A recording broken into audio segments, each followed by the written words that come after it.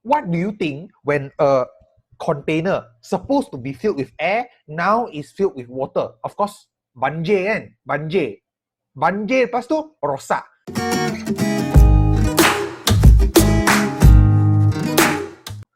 Diseases, they are basically abnormal conditions. When you see the word abnormal, abnormal actually means unusual. Actually means unusual. Abnormal, unusual. That means normally you will not have this disease. So it's an unusual condition that happens to our body. Either this disease will damage our body secara physical, in a physical, that means you got maybe there's a rash, or it start to make your body feel sick, your organ fail, that's body. Or to the mind. That means psychologically, or mentally, or emotionally, it will affect us. It will affect us. So this is a disease lah. This is a disease. It will affect us, our mind. Depending. It will affect either our body, or it will affect our mind, or it will affect both. So this is what we call a disease. So it will cause discomfort. When you see the word discomfort, it means that you are uncomfortable. When you see the word discomfort, is the opposite of comfort. Maksudnya is uncomfortable. Difficulty in functioning. That means your organs cannot function its normal way. So if you know what happens to COVID-19 is, COVID-19 actually is an acute, no, it's not acute lah. It's a respiratory syndrome. Respiratory syndrome means that the COVID-19 is designed to attack your breathing organs. COVID-19 is designed to attack your breathing organs. What are our breathing organs? Our lungs, diaphragm, everything else, esophagus. So together with other respiratory diseases, such as in 2003, we had the SARS. We call it the acute respiratory syndrome, and we also have the MERS, the Middle East respiratory syndrome. And now we got the COVID-19. These are all the same. They will attack your lungs, and they will make your lungs fail. That means your lungs is supposed to what? Lungs supposed to absorb the oxygen, release the carbon dioxide, but they will make your lungs fail to do that. They will make your lungs fail in the function. And they may even cause things like pneumonia. Pneumonia, just to let you know. Pneumonia. If you see this word on the news, you don't understand, let me explain. Pneumonia is a problem with the lungs. Pneumonia is a problem with the lungs, whereby water or liquid fills up the lungs. Water or liquid fills up the lungs. Because we know lungs is to exchange the air. It's to exchange the air. Udara.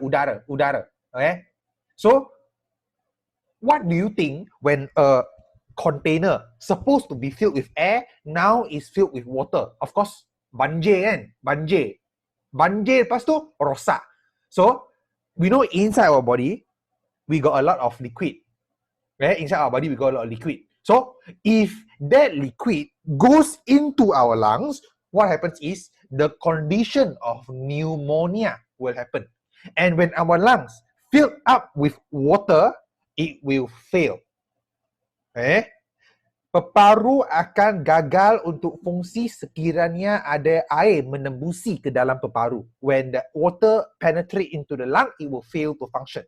And this is a very serious condition because people that have pneumonia, they can die overnight.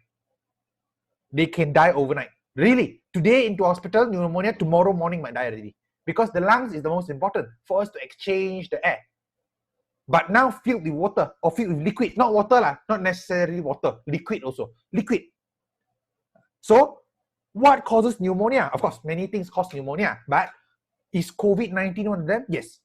COVID-19 is one of them. When they attack your lungs, they will make your lungs have a pneumonia. When your lungs have a pneumonia, it will make it to fail to function. When it fails to function, you will, of course, have problem surviving. Why? Because every organ has their own function. Paru untuk bernafas, your lungs for breathing, your stomach to digest, your large intestine for reabsorption of water, your kidney to produce urine, your liver to secrete or to eliminate toxin. to change urea, to change the excess amino acid into urea. Your gallbladder to store the bile. Every single place has its own function. If it fails to function even one day, few hours or 2 days, you may have problem surviving. That is why all the organs, we must make sure they are always in proper function. Now, of course, if you're talking about like the kidney, we have 2 kidney, and we have 2 kidney, kita ada 2 ginjal. So, sometimes, if they say you have kidney failure or what, maybe one side kidney failure, you can still have the other side, still okay. But if you're talking about other things, such as your lungs, your heart and all that, once it stops to function, you will have problem, no? That is why this disease, if it attack the organ, very bad. Very, very bad. Or pressure. Pressure maksudnya mungkin the discomfort you sometimes feel. Headache. One of the pressure lah. Headache. One of the pressure to the brain. Unable to contain the amount of pressure pushing towards your brain. And that is one of the conditions that it will cause. There is going to be in parts of the organ that is not supposed to be liquid. Alright? When your brain does not have enough space for the liquid to be there, what happens? It will swell, bengkak, correct or not? So that will cause pressure to your brain because liquid, cecair, liquid not supposed to be in your brain, but now it's in your brain, so it will cause a pressure pushing onto the brain. And you know that our brain is very soft. So do you think it can tahan the pressure? Of course not. That is what causes us to have a headache, right? Have a headache or have a discomfort. So there are 2 types of diseases. Infectious and non-infectious. Infectious and non-infectious. So let's see. Infectious diseases. Infectious diseases, it means that the diseases can infect other people. Infectious comes from the word infect, menjangkiti. Okay, infect, that means we are going to infect other people. Menjangkiti, penyakit kepada orang lain, teman kita. Menjangkiti penyakit daripada orang lain. Infect. So, these diseases can be transferred from one person or one animal or one living thing to another person. To another person. So, this is caused by pathogens. Pathogens. So, pathogens is what? Pathogens is all the bad stuff. The virus particles. The COVID-19 particles. That is pathogens. That's pathogens. Okay? Virus, bacteria, all these pathogens. So remember, write down there. All the virus, bacteria. So these pathogens will come and attack our body. It is the pathogens that give us the disease. So these pathogens, how does it go into our body? It will go through a few methods. Such as air. Udara, not air, udara. Vectors. Water. Vectors, don't worry, later on we study. Vectors, water, or contact. So these are the few things that it can happen. Air is like what? Air is basically when the virus is flying around in the air. Just like now, that's why we wear face masks. That's why we wear the gloves. Okay? Or water. Water is what? If you have read the news, now they will use this word. They call it respiratory droplets, meaning the mucus or the, what we call this? Your saliva. Okay, that is called respiratory droplets because the virus will be contained inside your saliva. When you are talking, usually we don't realize maybe our saliva may accidentally come out from our mouth. So that saliva is going to contain the pathogen. That's why it can be going through water. Or contact maksudnya, maybe we go and wipe our ears, we go and wipe our eyes, we go and rub our nose. The virus going to be on our hand. When we shake hand with people, what happens? We are going to transfer the pathogen to their hand. And then when they touch their own self, what happens? They will transfer to themselves. So contact. Contact. Not only that. Contact can also be non-direct contact. Secara tidak langsung. Okay, it can be non-direct contact. What does it mean? Because we live in public places, all right? MRT lah, school lah, wherever we go, we will touch places where people have touched before. Hey, it's very hot. Right? We will have touched places which people have touched before. Right? Like where? Like the railing lah, doorknob lah, window lah, pen lah, grab car lah. These are the places where people have come in contact. So if they have been come in contact and the virus, the pathogens land on the surface, and then we go and touch it, we can also transfer it to ourselves. That is why now people say we must pay using e-wallet. We must pay using the PayWave, the touch. When we buy Grab food, we must let the driver put the food on the ground and we go and take. This is the reasons lah, to minimize the contact. To minimize the contact. So what happens? The victim is the mangsa. The host of the disease. Host is what? Host means you are the organizer. Host means you are the place where the disease is living in. Just like when you studied about parasitism. Do you remember when you studied about parasitism? In your Form 2, Chapter 2, Ecosystem, parasitism, remember? Parasitism, there is one parasite and there is a host. This is the same thing. Virus will go into your body. Your body is the host. Tempat tinggal untuk virus. That is called host. So usually you may see exam question, they use the word host means you. Victim. They will experience what? Symptoms. Symptoms actually means what? Symptoms actually means signs. Petunjuk. Symptom. That means it is showing the possibility of us being infected. Symptoms. So it is through the symptoms that we are able to detect whether or not a person have the disease. Usually, this symptom is not the one that killed the person. This symptom is not the one that killed the person. This symptom is just to show the signs that this person is sick. Okay? It's just to show the person is sick. For example, a cancer patient. He may be dying from the cancer, but the symptom that he shows is not the one that killed him. It is the organ failure that killed him. But he may be showing symptoms such as pening lah, fever lah, coughing, got blood lah, and so on and so forth. But do you think coughing blood is the one that killed him? No. It's maybe the lungs that failed that kill him.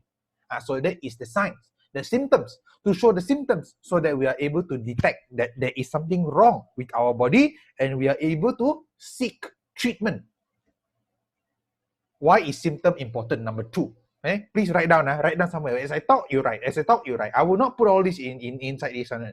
All these things is from what I read, from all the news I read, everything. I just share with you only. So you write down somewhere. Okay. Now, number 2, why is it important to have symptoms? Because every disease have their own symptom. Every disease have their own symptom.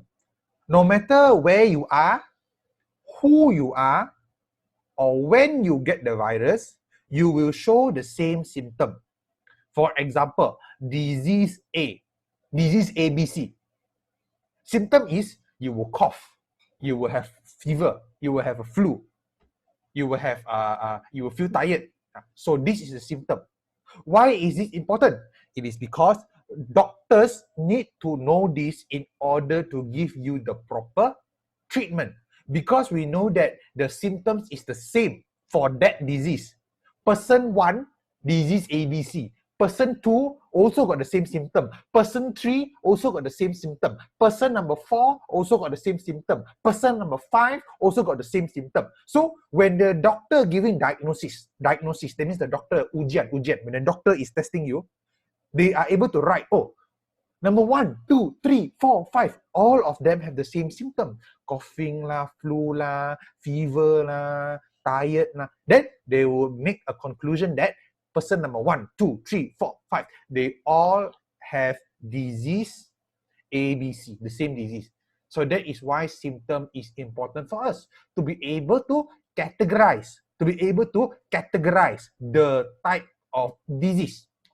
Okay, so that's number 2 important. Number 1, we are able to identify that we have a problem. Number 2, importance for symptom is so that doctors able to give you the proper treatment, the correct treatment. Because for example, COVID-19 have the symptom of you having fever, have the symptom of your flu, but these are also very common symptom. Am I correct or not? Am I correct? Usually, if your temperature very high, people might say, oh, just high fever lah, nothing much. But COVID-19 also show other symptoms. So the doctor needs to go for the test. Then they will know, this is not a normal fever. This is not a normal flu. This actually is COVID-19 because of the list of symptoms that you show. So that is the importance for the symptom. Because the symptom is shared among many diseases. Disease A also got fever, disease B also got fever, disease C also got fever, disease D also got fever, but they are different disease, you know. And different disease got different treatment, you know. That is why the symptom is important, to show what kind of disease you are specifically, so the doctor able to give you the correct treatment. That's why doctor very important in terms of the diagnosis. That's why no matter what, the first thing to do when you feel there is abnormal in your body, when there is unusual in your body, is to go to a doctor. So the doctor can test. Doctor, they have studied, right? 5, 6, 7, 8 years in medical school, they have remembered thick books of the symptoms. So every time when a doctor asks you a question when you go to the clinic, they don't simply ask one, no. You think they got so much time to ask you? You got this lah, you got smoking or not, you got that lah, this lah. You think they got so much time? They are asking because they are trying to figure out your disease. You don't know. That's why you go to the doctor. A doctor trying to find out for you. So that's why they are asking you the symptom, how the symptom come, why the symptom happen, so that they can find out what disease they can cure for you. Have you ever went to the doctor where the doctor cannot tell you what sort of disease you kena one? Have you ever? No, right? When you go to the doctor, of course, doctor will say, in the end of the day, after my diagnosis, I think you have contracted disease, what. That is after his diagnosis. That is what you are paying the doctor for. You ever go to the doctor, then you say, doctor, I have fever. Doctor, I have flu. Doctor, I have coughing. Then the doctor keep writing. Sorry, I think I don't know what disease you contracted now. You try to find other doctor lah, or you let me think for a while. When you go out, is at the counter there, you pay 50 ringgit lah. Cannot be, right? You pay for his diagnosis. You pay for him to find out what your symptoms are showing. So that's the importance of symptoms. If they ask you, kebat question, why are showing symptoms important? Super kebat. 90% student cannot answer. 90% student cannot answer. So examples are like what? Examples are like cholera. Cholera, if you don't know, has hit certain parts of the world very badly, such as in Africa. Okay, a few years back, cholera is a disease of water. Water. It is contracted through water, dirty water. Air yang tidak bersih, akan mengandungi patogen, dan patogen itu akan menyebabkan wabak berlaku, cholera. Then you got tuberculosis. Tuberculosis, we usually use the short form TB. That means you will be coughing. Something wrong with your lungs. You will be coughing, and then you will cough slowly. You will cough blood, and that's TB. If you ever watched a movie or any TV show before, sometimes maybe they have acted this TB before. Is when you start coughing blood from your lungs. H1N1. Okay, this one you guys know lah. The bird flu, SARS, COVID-19, ringworm, dengue, Zika, malaria, leptospirosis, Ebola, many other things. African swine fever, many are infectious diseases. Usually the one that we see on the news, they are infectious diseases. Why? Because people are scared. Because these diseases are blind, man. They don't pick who to infect. as long as you are human, as long as they jump to you, you will get infected. So people are scared. That's why you usually hear this H1N1 lah. Many times even the H1N1 also got other numbers, H1N4 lah, H2N2 lah, H3N whatever. So many kinds that people are scared of.